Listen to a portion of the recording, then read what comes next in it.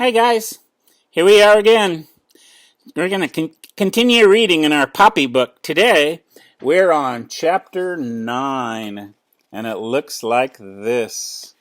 At the top it says chapter 9, and it's called On the Way. Poppy is getting on her way to go to this place that she calls New House. And there on the picture, there's a picture on the following page, and it shows Poppy. And she's got something in her paws. Looks like a nut, maybe. Once past the rusty water pump, Poppy had to cross Old Orchard. Mr. Oacax's permission was not required here. Even better, the grass was high enough among the old twisted apple trees to provide her good camouflage. Means she could hide in there. Here and there, delicate pink lady slippers bloomed. Pink lady slippers are a pretty pink flower. Berry bushes were heavy with fruit. Bluebirds, blue jays, and warblers flitted by. Grasshoppers leaped about joyfully. Oh my, Poppy murmured as she rested halfway across. It's too nice of a day to be worried and sad. She was sitting beneath the shade of a snowberry bush, nibbling on one of the nice-tasting dandelion stems. Above, only a few high-flying clouds floated in the blue sky. The graceful drift of clouds reminded Poppy of her secret desire, something that she had never told anybody, not even Ragweed. She suspected that he would have just teased her. Once, when she was up in the gray house attic, chewing through some old magazines, she had come across pictures of an old ballroom dancing team of Ginger Rogers and Fred Astaire. Here the couple dipped. There they soared. Here they were spinning around. Poppy was enraptured. From that moment on, her greatest desire was to be a ballroom dancer. Oh, to glide effortlessly across the floor in the arms of a handsome mouse. Forgetting everything for a moment, Poppy plucked a pair of lady slippers and fitted them onto her feet. How cool, how soft and delicate they were, as if someone were kissing her toes. And that's what we see in this picture. She's putting two little flowers on her feet, and they're her dancing slippers. She jumped up, lifted her arms, flexed her paws, elegantly, she hoped. She leaned her head back, fluttered her eyes, and twirled about, just as she had seen in the pictures. Round and round she spun. Suddenly, as if a voice actually whispered into her ear, Poppy recalled something that sweet Cicely had told her many times. The only live mouse is an alert mouse. Suddenly feeling alarmed and embarrassed, Poppy promptly kicked off the lady slippers, scampered beneath the protection of some skinkweed, and scanned the skies. Yes, she must keep on guard, even though Mr. Oacax was probably sound asleep. Mr. Oacax was not asleep. He was flying over the marsh in the direction of Bannock Hill. Though working daylight hours displeased him, he was convinced that it was necessary. Ever since Lungwort had requested permission to move some of the mouse family to New House, Mr. Oacax had been uneasy. He kept wondering about these mice.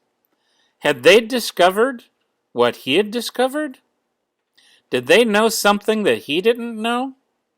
He knew the reason they gave for moving to New House, but were they telling him the truth? Then there was Lungwort's daughter, Poppy, who had escaped from him twice. Oh, how had she done that? The owl kept asking himself. Did she possess some kind of special powers? Why had Lungwort brought her to that meeting? Was it to mock him, make fun of him? Was she going to take over from the old fool?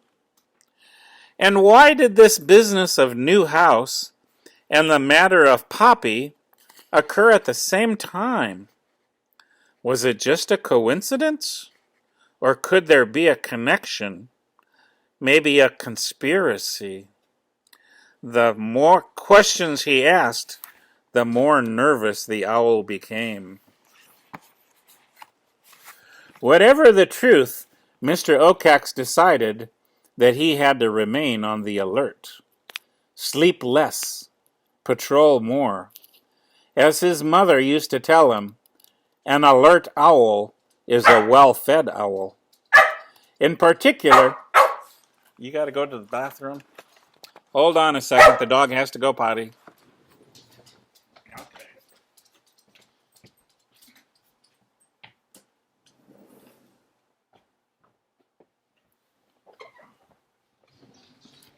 Grandma let him out. Let her out. In particular, he must keep his eyes open for that mouse, that little mouse named Poppy. Scampering from bush to bush, Poppy soon reached the banks of Glitter Creek. There she stopped to gaze nervously at the far side and the towering trees of Dimwood Forest. Her first task, however, was to get over the water. At the spot where she stood, Glitter Creek was as wide as the length of Gray House. Usually the water flowed with tranquility. That means it was very slow and peaceful. But not now. Though the bright water was moving far less rapidly than it was the night before in the storm, the flow still tumbled, twisted, and foamed around the many rocks that stuck up out of the creek bed. Poppy realized she was never going to be able to swim across it. She could walk downstream and cross the bridge, but the bridge was situated exactly where Mr. Okax had his watching tree, and that was the last place in the world that she wanted to revisit. No, as Poppy saw it, the only way for her to get across the creek was by jumping from one rock to another rock. She climbed a tree stump for a better view, and then set about figuring a route. Though it took her a while, she found a path that was going to require 14 jumps. The only problem was going to come on the 9th jump. On that rock, there was a turtle sleeping. Even so, she thought she'd have room enough to make a quick landing and then leap away again. The turtle might not even notice. And here's a picture of Poppy and that turtle.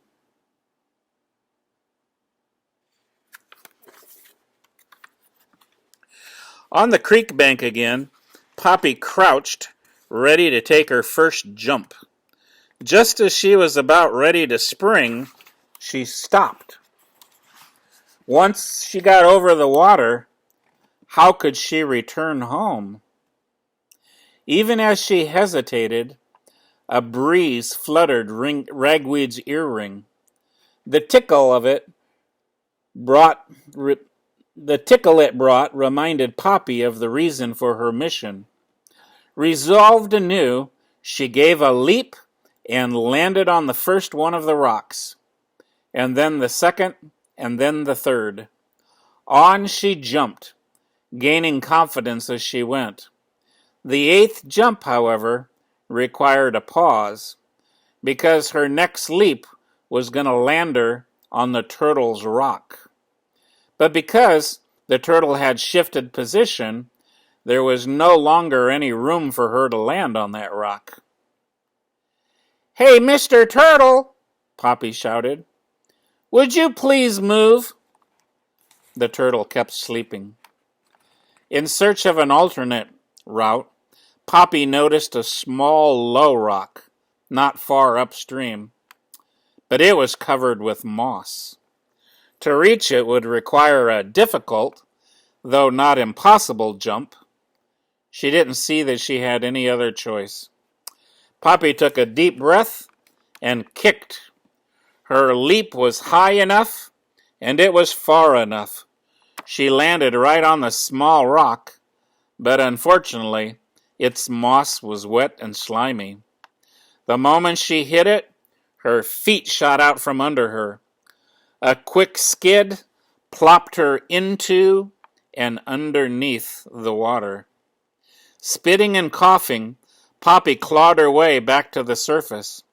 For an instant, she floated downstream. Then a wave picked her up and pinned her against another rock. "Help! Help!" she cried. The next moment, another wave whisked her away.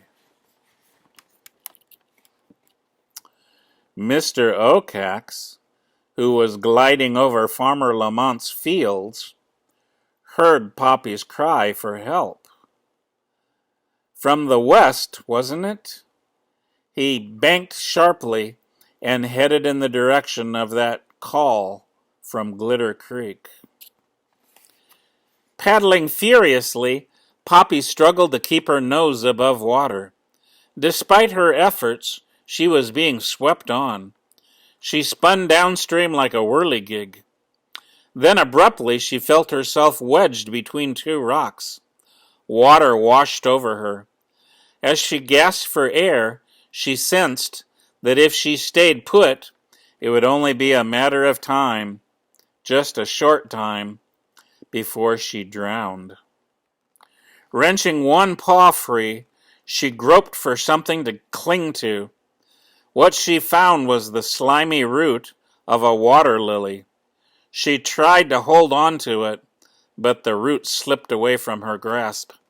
She reached out again, and she managed to find the water lily's stem. Snorting to keep her mouth free of water, Poppy hauled in. Bit by bit, she began to rise out of the water. Something in the water of Glitter Creek caught Mr. Oacax's eyes. To his surprise, he saw a mouse struggling with a water lily. Poppy worked frantically to pull herself higher. She was now only belly deep. With a few more pulls on that stem, she would be safe. Circling up above, Mr. Oacax watched the mouse struggle to climb on top of a rock. The moment that mouse reached the rock, he was planning on diving. Poppy nearly had her footing on the rock when the lily stem snapped. She lost her balance.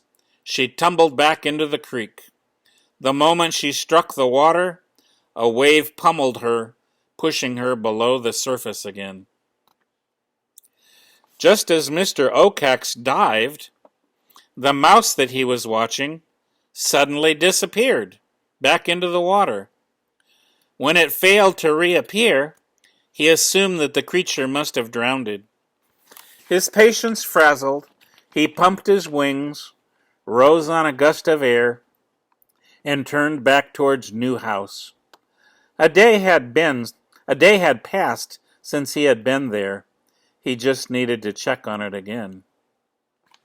Poppy, who was now desperate for air, bobbed to the surface like a cork. Once again she was being swept along. Her strength was now ebbing. Desperately, she sought something, anything to hold on to, but she could find nothing. Down the creek she was swept. Then, suddenly, the creek widened.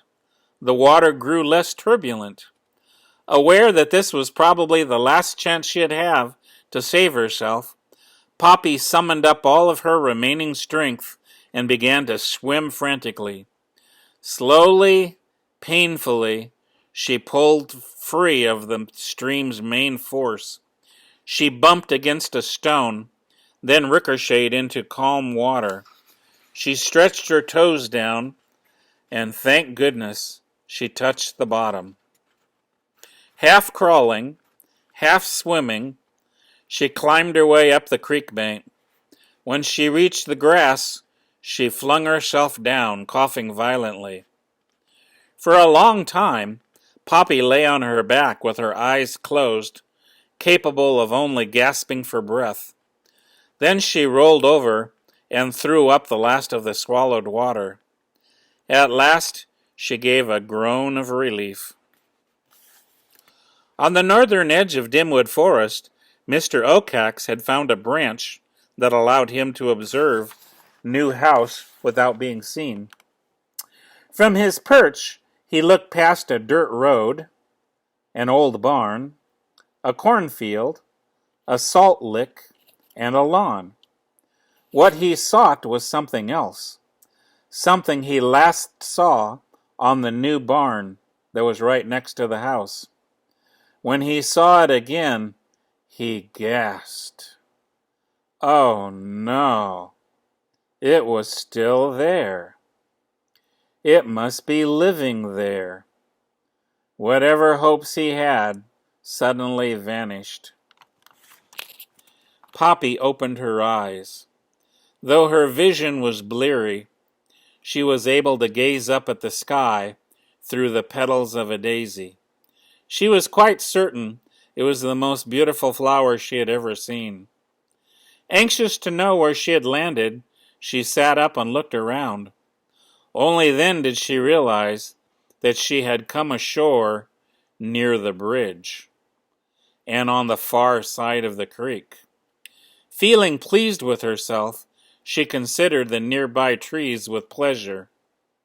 But the next second, Poppy's pleasure all completely vanished.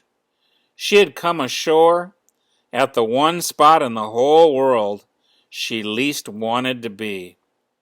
She was right next to Mr. Oacax's old charred oak tree.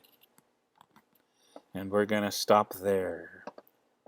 Starting to get good. It's getting exciting. See you again later. Bye.